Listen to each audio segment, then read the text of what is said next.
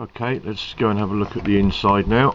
We open the door, which has a lock on it obviously, and we see the electrical control panel. This controls all the battery 12 volt DC functions and auxiliaries on the top part of the box, and the mains powered items down below. Obviously only operational when the horse box is hooked up to a mains supply. We have across the top here switches for the panel light. This one here, you can leave that light on if you're out at night, so when you come back to the box you can open the door up and switch on the relevant circuits that you need inside. We've got one there for the horse shower, pumped water supply from the tank at the back for washing the horses off at the end of an event. Main isolator switch there for the tap, again pumped supply from a stainless steel tank underneath the chassis for the cold water tap in the living space here.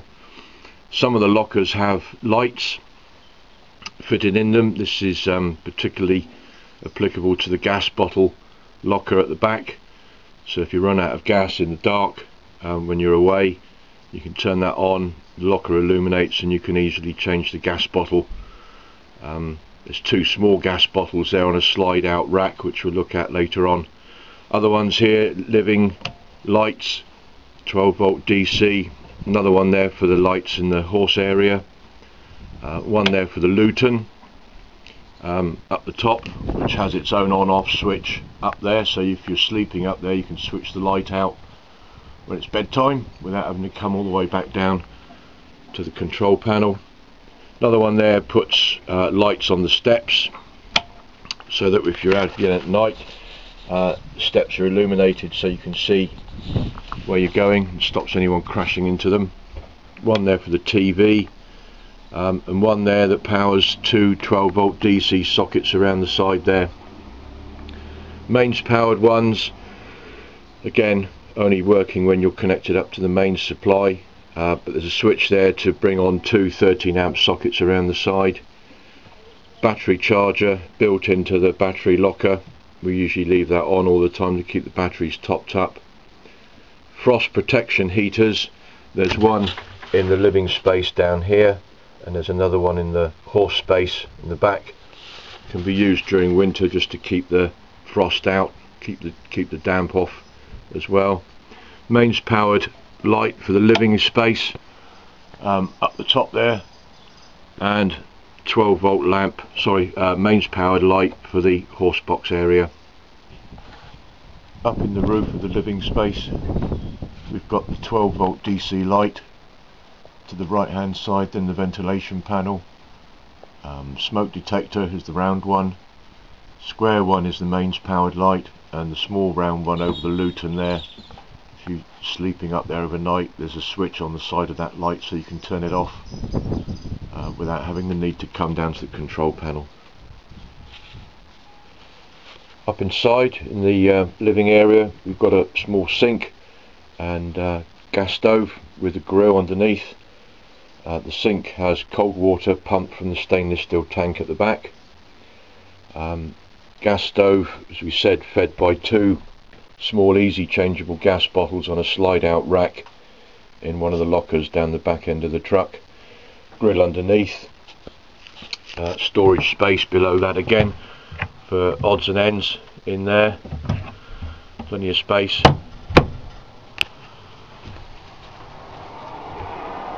Window above it there, sliding window with curtain. Lutein area up the top with fold down ladder for easy access. Fold down, fold up, that goes up there, and the bar across the front, so if you are sleeping up there it kind of stops you rolling off in the middle of the night. Down here this panel can be unscrewed with a few screws around the edge, and that gives the engineer access to the top and back end of the engine, and a similar panel in the floor can be removed to gain access to the gearbox. Another window to the side there, and below that locker space, seating area. You can lift the cushions away, and underneath the whole section there's 3 big lockers. This one's got a steel box bolted down into it, down through into the chassis, which is a kind of safe if you're milling around the truck inside and outside and you want somewhere to stash your wallet, camera, phone or something. You can go in there and get locked up, and it's quite safe. Other lockers there, and third one there, plenty of space. Up across the top, more lockers, plenty of space up in those as well. 4 lockers along there. Then below that, saddle storage area. These racks fold down, unclip, and they fold down, and then the yellow section lifts up. Put your saddle on there, fold the yellow section down, put a padlock through, and that locks your saddle down onto the rack. Again, keeps it safe if you're milling around the truck, but you need to keep the doors open. You know your saddles are safe. Then the door through to the horse area, sliding door. That goes through into the horse area. Have a look at that in a minute. And that's got a latch at the top there and one down the bottom to keep it secure when driving along. Lashing eyes down there on the floor. If you've got extra kit that's down stacked on the floor, you can use bungees to tie that down, keep it safe. Similarly up on the Luton, lashing eyes all the way around there for tying down any bags, boxes, bits and pieces up there.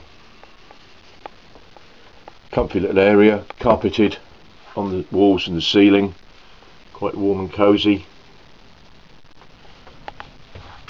Got an extra lock on the door here, so when you're travelling you can shut the door and throw that lock as well, just to make doubly sure the door doesn't pop open when driving along.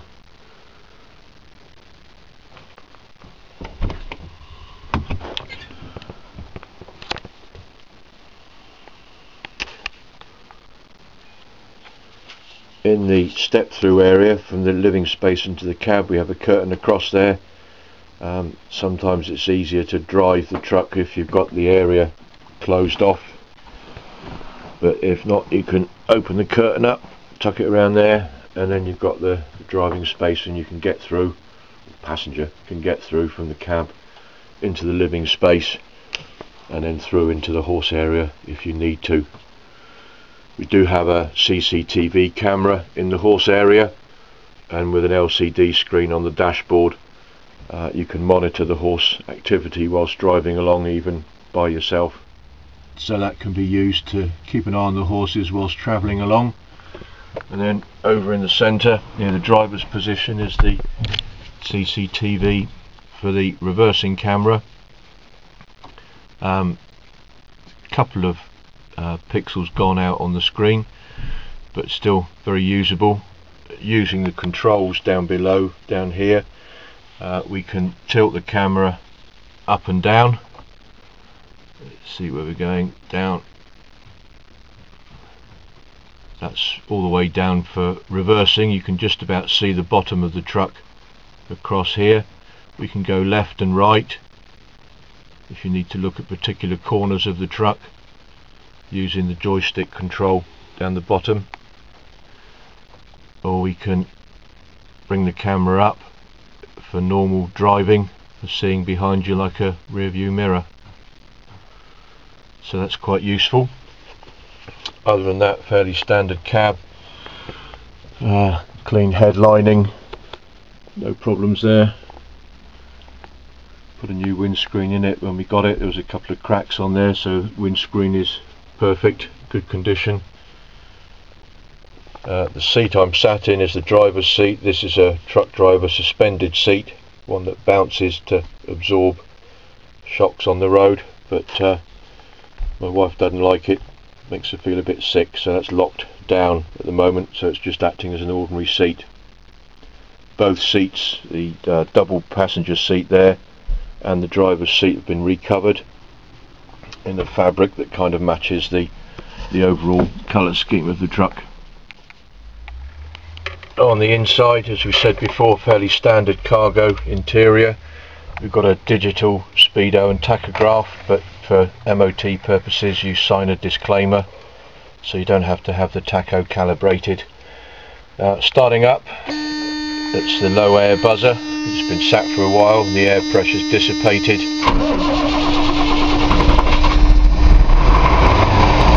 There we go, she's up and running.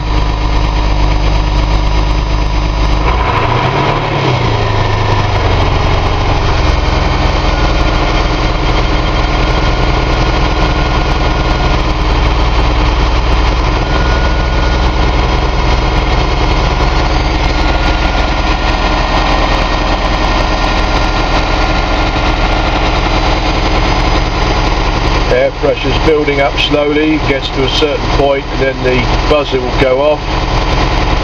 And when you've got full air pressure on, then you can release the brakes and drive away. This is the air pressure gauges.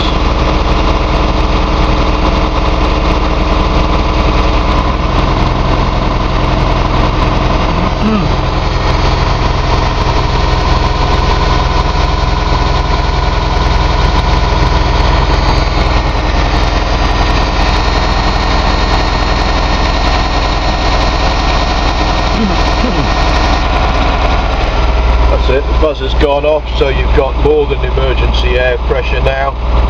Just needs to build up to this little mark here, and then you're ready to go. You'll hear the air dump. When it does that, everything's tickety-boo.